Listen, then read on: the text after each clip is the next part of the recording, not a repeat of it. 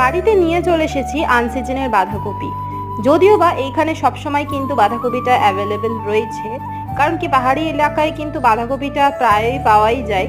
তো এই তো আমি বাঁধাকপিটা আজকে কিন্তু প্রেসারে সিটি মেরে নিয়েছি। এর আগের দিন ভাপিয়ে ফেলেছিলাম, তো আমার সেদ্ধ হতে অনেকক্ষণ সময় লেগেছিল, তাই আজকে আমি প্রেসারে সিটি দিয়ে নিয়েছি।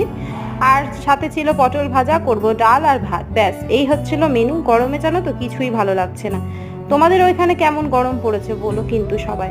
এইখানে কিন্তু প্রচন্ড গরম, বৃষ্টি কিন্তু নেই এখন আপাতত গুয়াহাটির দিকে। আর এইবারে বেসিনে যে কয়টা বাসন ছিল ধুয়ে নিলাম, মানে জলখাবারের বাসন, আর বেসিনটাও পরিষ্কার করে নিলাম। স্নান করে পুজোটাও সারা হয়ে গেছে। দেখো গপু বাবাকে কিন্তু আমি একটা ছোট্ট প্যান্ট পরিয়ে রেখেছি, কারণ প্রচন্ড গরম। আর এই তো ভগবত পাঠ করে নিলাম এইবারে। আর সোনামাও দেখো গবলুকে আদর করছে।